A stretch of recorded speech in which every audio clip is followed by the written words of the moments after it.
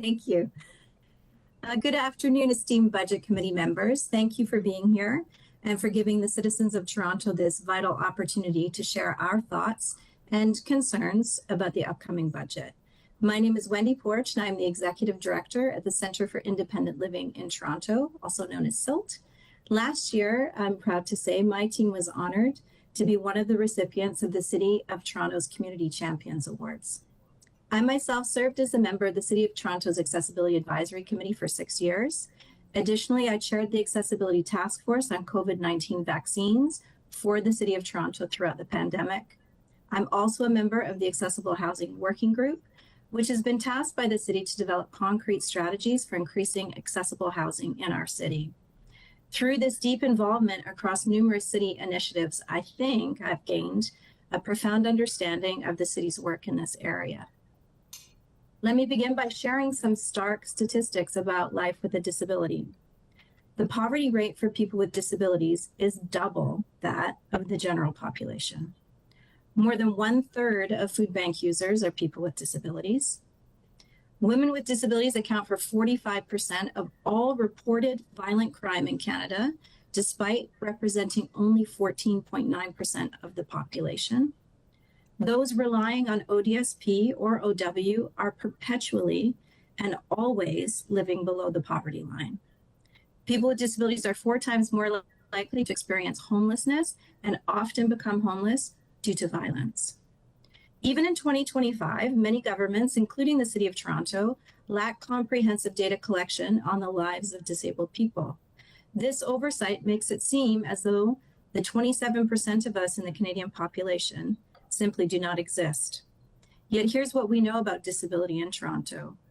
The city audit conducted in 2018 revealed that none of the city's 43 shelters met all 8 accessibility criteria, and this was criteria that the city itself had deemed essential to accessibility. And 12 shelters, more than a quarter of those that were reviewed, met none of the accessibility criteria at all. The City of Toronto, despite being a major housing provider, does not know how many accessible units it has within its housing stock, or whether they are actually occupied by disabled people. The Poverty Reduction Strategy Office lacks precise data on the number of disabled people living in poverty in the city and does not have any specific initiatives to address this issue. Disabled people are not infrequently, we're seeing this more and more frequently, in fact, at CILT, disabled people being discharged from hospitals into inaccessible shelters or the street because there simply is no suitable living options available to them. These realities are dire and they're unacceptable. Therefore, I present the following critical asks to you to consider in the context of today's budget consultation. Implement new revenue tools specifically to fund poverty reduction initiatives, including increased contributions to the Rent Bank, EPIC, and MURA, with new targeted initiatives to alleviate the crushing poverty experienced by disabled people. Ensure that the overdue poverty reduction strategy's 3rd-term action plan is released soon and includes targeted initiatives to support this long overlooked population. Revise the city budget to allocate specific funding to the Housing Secretariat to implement the recommendations of the Accessible Housing Working Group, which were passed by City Council on October 10th, 2024. These include reviewing existing housing stock for accessibility, developing a matching process to ensure that accessible units are actually occupied by those who need them, and applying accessible design recommendations developed by the working group to all future city-built housing.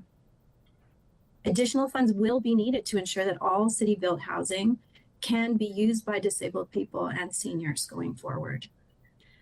Allocate funding to the City of Toronto's Shelters Unit to conduct a full-scale audit of all shelter accessibility, and crucially, funding to address the audit's findings, ensuring that every shelter is fully accessible to disabled individuals.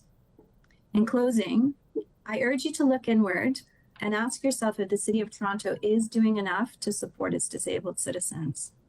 If you find the reality of living as a disabled person in Toronto, as I've described here, to be as shameful as I do, I think you have no choice but to address this profound failure. Our mandate at CILT is to ensure social and economic equity for disabled people. But as with all previous budgets, this one continues to make our work nearly impossible. I know that you can make changes to improve the lives of my community, and I humbly and with hope ask that you do. Thank you so much, Wendy.